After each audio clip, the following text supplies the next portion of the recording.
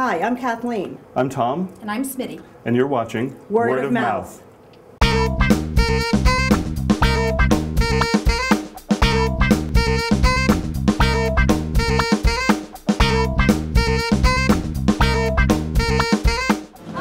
as corny as Kansas in August, high as a flag on the 4th of July.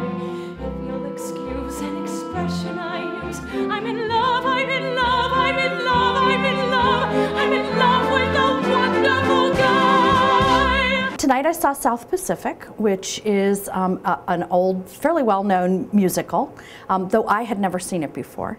And I've never seen the movie, I'd never seen a production of it, never seen anything. It's set in the South Pacific during World War II.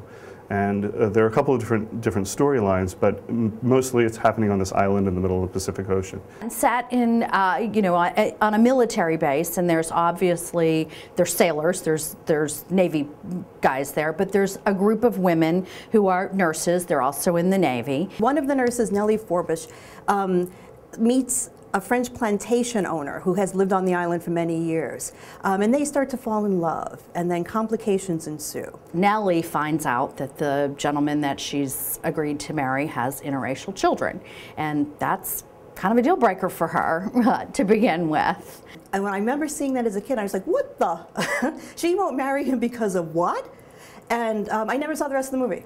So today was the first time that I've seen the entire production from beginning to end. There's a young lieutenant, Lieutenant Cable, who falls in love with a local girl who's Polynesian, and he has to confront his ideas about whether or not he can really be in love with somebody in light of the fact that he has certain bigotries. This show, as I understand it, hasn't been on Broadway since it first appeared, I guess, almost 60 years ago. And it's quite interesting that they've brought it back now. I would imagine that when it was first produced, it was very controversial because it is about this interracial marriages or not, love relationships, which even now is sort of a hot topic, but certainly for back then would have been pretty revolutionary. I mean, I think it's really easy for people to forget that you could fire somebody for being black in 1963. Like that was legal. It was illegal for people of different races to get married in this country for many, many years. I didn't realize kind of how much the play actually deals with intolerance. And there's a very lovely song with Emile DeBeck and Lieutenant Cable, where they talk about you have to be carefully taught. And the gist of the song is you're not born hating, you're taught that over and over again, and it becomes ingrained. And it's really a very, very emotional and very effective part of the show. What was surprising to me is that I was actually very familiar with a lot of the music, even though I haven't seen it before. It's kind of in the old style of big production with lots of singing and many, many characters. It's classic Rodgers and Hammerstein. If you, if there's a good waltz in it, there's a good, there's a good funny song. There's a scene where a bunch of sailors stomp around and sing. I mean, like the sailors in South Pacific are kind of like the cowboys in Oklahoma, or kind of like the nuns in The Sound of Music. They stomp around and they sing their song together. And the performances of the music, the singing is really, really spectacular.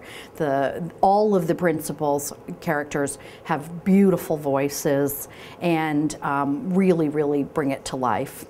Emile DeBeck, who is played by Paolo Schott, it's unbelievable. It's just unreal that somebody can sing that well and be so connected to what they're doing. And like I think everybody in that theater was just like right there. It was unbelievable. Never heard of him. He is just he's just wonderful. He's just a wonderful singer, but he's also a very good actor. Kelly O'Hara. She's gotten a lot of buzz. I've read a lot about her. I know that she's been lauded for other performances. I've never seen her on stage. I've just missed it for no good reason at all. And all of that adulation is really appropriate. She is just terrific. When she's vacillating back and forth about whether she's going to go off with this guy or not, she's, it's all in her face. Like, you can see every moment of her of her conflict. You know, when she's in love, and it's like all right here. And when she's out of it, or when she's anguished about something, it's all right here. And she's just very, very compelling, I thought. Loretta Abel Sayer plays Bloody Mary, and this is a character. She's an unlikable character, and it can be it's a very tough character to kind of stomach, and she can be very stereotypical. I mean, they could really turn this into kind of a farce, and she really gave the character some dignity. Her performance was as affecting and as complex as any of the leads, and she was so important to the story that it was really, really wonderful. It's visually beautiful. The sets are gorgeous because it is all set on this tropical island. It's beautiful. It's beautifully done. You feel like you're on the beach, and you get a sense of not only clouds and sky and ocean and sand and all of that. It's very, very nicely done. At the very back of the stage, there's kind of this sand dune and a palm tree, and then this kind of lots of sky and ocean, like way in the background, and at times when the actors are standing way far back in the stage, they really look like they're really, really far away, like miles down the beach or something like that. It's a very clever use of kind of bamboo Venetian blinds that go through, and it gives you the sense of being on an island, but also effectively changing scenes behind. The lighting was lovely. I mean, the sunset over the island, over the palm tree, and you can see Bali High, the other island in the distance.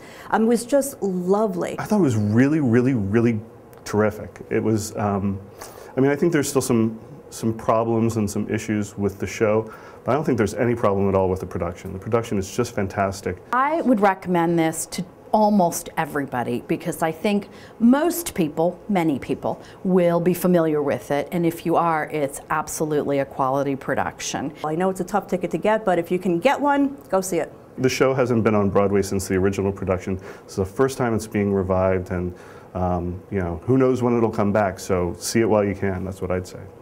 Now I'm alone, still